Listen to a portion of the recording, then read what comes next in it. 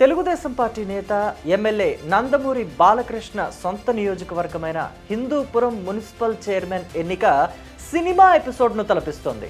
Municipal చైర్మన్గా Telugu Desam party నేత ఎన్నికయ్యారు. చైర్మన్ ఎన్నిక నోటిఫికేషన్ ప్రారంభమైనప్పటి నుంచి ఎమ్మెల్యే నందమూరి బాలకృష్ణ ప్రత్యేక శ్రద్ధ సారించారు. కౌన్సిలర్లు చేజారిపోకుండా ఎప్పటికప్పుడు జాగ్రత్తలు తీసుకుంటూ వచ్చారు. తానే స్వయంగా క్యాంపు నుంచి కౌన్సిలర్లను నేరుగా ఎమ్మెల్యే కార్యాలయానికి, అక్కడి నుంచి మున్సిపల్ కార్యాలయానికి తీసుకొచ్చారు. గత ప్రభుత్వంలో హిందూపురం మున్సిపాలిటీ పరిధిలో 38 వార్డులకు గాను 32 స్థానాలను వైసీపీ కైవసం చేసుకుంది. మున్సిపల్ చైర్మన్ పదవిని కూడా దక్కించుకుంది.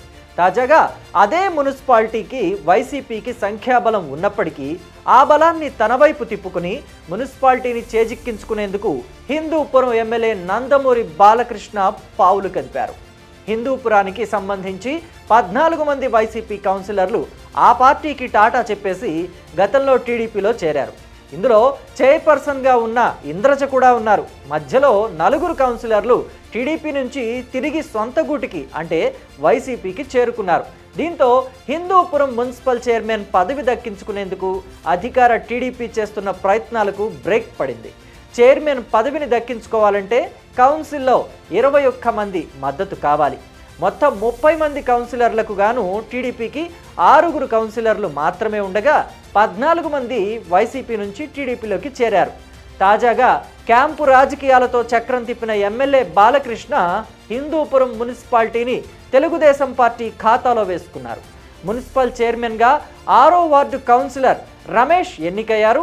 ఇక రమేష్కు 23 ఓట్లు పోలయ్యాయి. ఓటింగ్లో ఎమ్మెల్యే బాలకృష్ణ, ఎంపీ పార్థసారథి పాల్గొన్నారు. 40 మంది సభ్యులున్న కౌన్సిల్లో 23 మంది మద్దతు పలకడంతో మున్సిపల్ చైర్మన్గా రమేష్ ఎన్నికయ్యారు. వైసీపీ అభ్యర్థి లక్ష్మికి అనుకూలంగా 14 ఓట్లు పడ్డాయి. 3 సభ్యులు గైర్హాజరయ్యారు. చైర్మన్ ఎన్నిక సందర్భంగా పోలీసులు పటిష్టమైన బందోబస్తును కూడా ఏర్పాటు చేశారు.